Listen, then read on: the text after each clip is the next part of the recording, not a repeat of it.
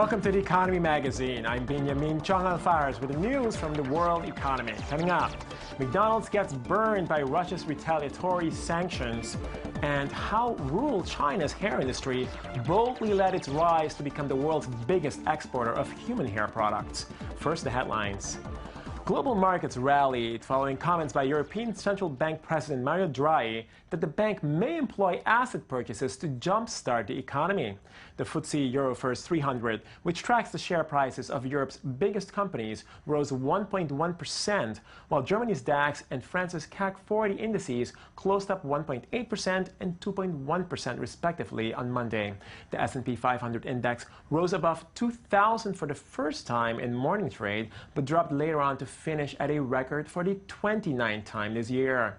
Despite Draghi's off-the-cuff comments at the central bankers' Jackson Hole Summit in Wyoming last weekend, no imminent announcements are expected at an ECB meeting this week. Mexican President Enrique Peña Nieto and California Governor Jerry Brown met in Los Angeles. Brown and Peña Nieto discussed trade issues between Mexico and California and the difficulties faced by Mexican migrants in the U.S. Brown said he would work on speeding up the transit at the U.S.-Mexican border, which currently takes hours. He also said he would contribute and support agreements to make immigration reform a reality. The relationship between Mexico and the United States, and more particularly the relationship between Mexico and California, is very intense. Trade and interactions that exist between Mexicans and Californians are not only important, they also foster development on both sides of the border. Israel's central bank cut its benchmark interest rate to the lowest level ever in an effort to recharge an economy slowed by low inflation, a limp recovery in Europe, and the war in the Gaza Strip.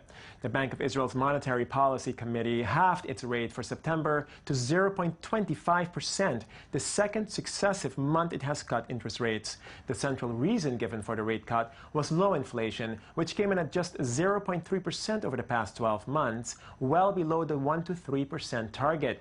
The ongoing conflict in Gaza also took its toll on the economy, though second quarter growth was already stalled at 1.7% prior to Operation Protective Edge.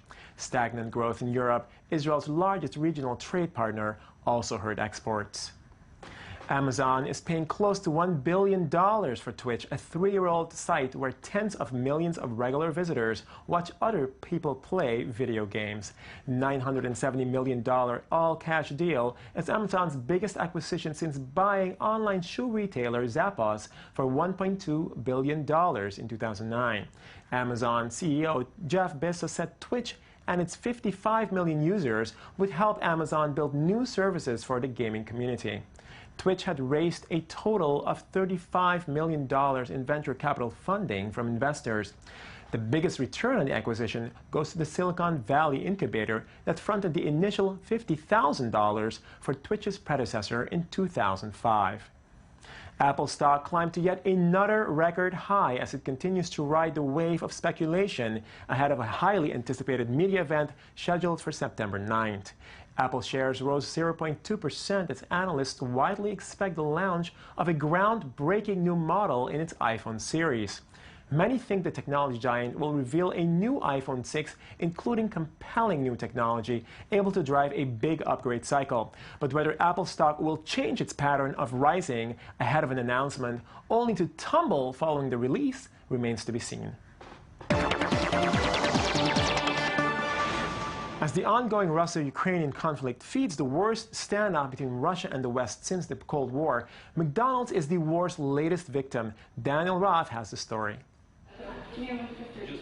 Amid the crisis in Ukraine, Western sanctions on Russia have been a tool of choice aimed at curbing Russian involvement as violence continues to take a toll. But Russian authorities are striking back with sanctions on many Western products coming into the country. In this economic back and forth, 4 popular McDonald's restaurants in Moscow have been shut down, and inspections took place nationwide in what many say is a politically motivated affair. They closed the McDonald's, but the other restaurants and fast food chains are still open. No one's going hungry. Life goes on as usual. Like everyone else, I don't want business to be affected, but the latest sanctions undermine our economy and that of other countries. This is the only way we can respond. The move has puzzled some, as the company in Russia relies on Russian-produced food for its menu. Russia is an important market for McDonald's, generating $1.7 billion in revenue in 438 locations last year. The official reason for the closures is that locations may have broken health codes, but Russia has used food safety as a pretense for banning food products in the past.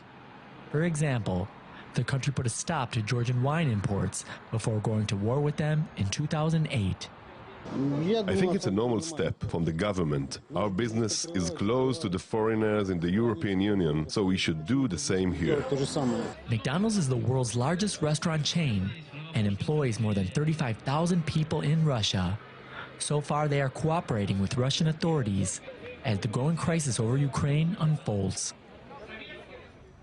Paula Slyer, Middle East Bureau Chief and correspondent for RT, joins us now on Skype from Donetsk in Ukraine.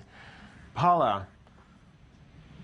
Ms. Slyer? Hi, thank you for having me. Hi, thank you for joining us. Based on the report we just saw, it seems Russians back Moscow's retaliatory sanctions. What is the price Russians will ultimately pay for these sanctions? Well, look, let me just put forward the Russian point of view. What the Russians are saying is that there was nothing extraordinary with the current shutting down of these 4 McDonalds, that there are many other companies, some of whom are actually Russian themselves, that are being checked for quality controls, and that it's a normal practice in Russia to have authorities randomly checking restaurants to see whether they're clean and whether their food is of a high quality. So what we are hearing from Moscow is that it is not their intention to shut down McDonald's. At the same time, however, we are hearing from the Russian Foreign Minister, Sergei Lavrov, saying that Russia will react to sanctions if the West decides to go ahead with another round. And of course, this is the opinion that's being put forward from the West, that this is, if you like, tit for tat, and that Russia is dealing with McDonald's as a way of responding to sanctions that are being put in place against Russia. So what we're hearing from the Russian Foreign Minister is that it is not Moscow's intention, but the West needs to make no mistake that Russia will respond to all sanctions to defend its national interests. What is the Ukrainian perspective on all of this? I mean, how do they look at Russia's retaliatory sanctions? Look, Ukraine obviously wants to see as many people imposing sanctions on Russia as possible. Ukraine is a big supporter of sanctions on Russia because it does believe that Russia is, if not directly, then certainly indirectly aiding the anti-Kiev fighters that you're witnessing here in eastern Ukraine, which is where I am. I mean, the situation on the ground is extremely volatile, and almost hourly we hear shelling. The fighting is showing no signs of letting up. Talking to people on the ground, this is potentially a civil war that could carry on for several months. So the Ukrainians will want to see more pressure being placed on Russia in the form of sanctions or whatever that will force the Russians, they believe, to take a step back and to actually stop supplying, in their view, fighters in this part of the country that are taking on the Kiev government. Okay, as Russia sidesteps its traditional trade partners in the EU and the US in favor of alternative producers in Latin America and the Middle East, might we see a permanent shift in alliances? At this stage, it seems as if the alliances are quite well entrenched. What we're witnessing actually today in the Belarusian city of Minsk is the Russian President Vladimir Putin meeting with the member states of the Eurasian Customs Union, Ukraine, and representatives of the European Union. What we're on standby is to see whether or not there will be a bilateral meeting between the Russian president and his Ukrainian counterpart, Petro Poroshenko. And if indeed that does come up, whether or not there'll be any new take on Western sanctions, Russia's response, and whether indeed there will be new sanctions put on Russia.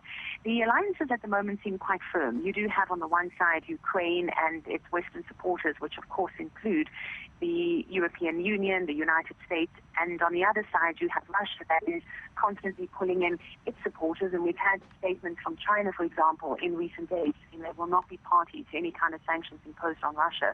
So that's kind of where the fields are leveled at the moment, if you like.